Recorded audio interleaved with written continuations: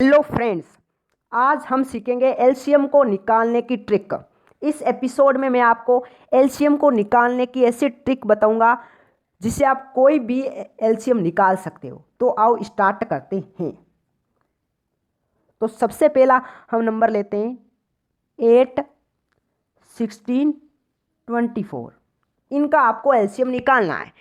तो आपके रूल के हिसाब से क्या करना है, सबसे बड़ा नंबर क्या है? सबसे बड़ा नंबर है 24। 24 सबसे बड़ा है तो 24 को लिखना, फिर बट्टा में लिख दो जो बाकी बचे। बाकी कौन? 8 और 16 है। 8 और 16 बचे तो 8 और 16 को लिख दीजिए। अब 24 को उस संख्या से गुणा कराना, एक के अलावा 24 को उस संख्या से गुणा कराना है कि गुणा कराने पर जो संख्या आए उस संख्या में 8 और 16 का बराबर भाग जाए। कैसे? 24 का जब हम 2 से गुणा कराते हैं तो 48 आता है और 48 में 8 और 16 दोनों का भाग जाता है तो ये 48 हो जाएगा इनका एलसीएम। अभी आप एक और करेंगे, समझ में आपको आ जाएगा, ठीक ना? बहुत इजी ट्रिक है।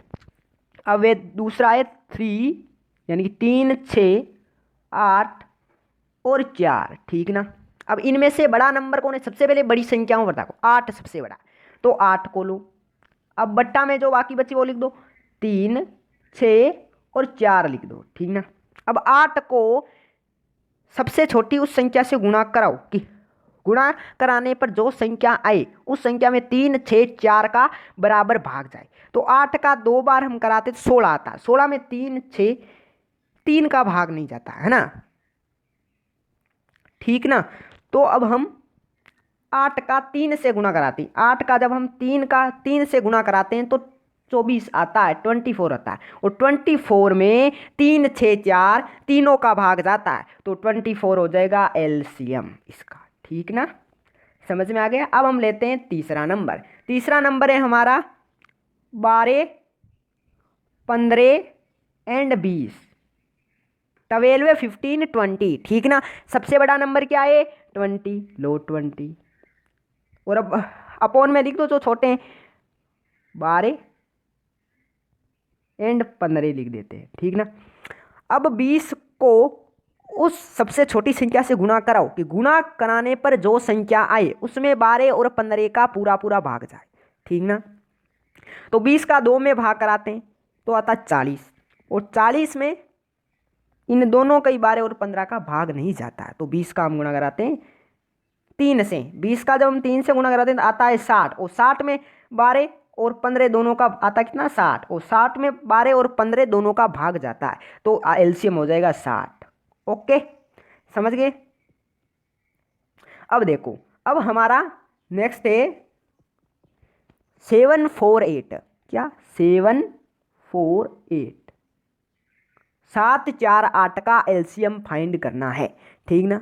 तो देखो, अब यहाँ पर आपको विषम संख्या नजर आ रही है 7, ठीक ना? तो सबसे पहले तो इसका कॉन्सेप्ट बुझो, एक बार जो पहले कम करे थे वही करना। सबसे बड़ी संख्या है क्या? 8, तो 8 को लिख दो, ठीक ना? अब बट्टा लगा दो, बट्टे में पीछे क्या बचे?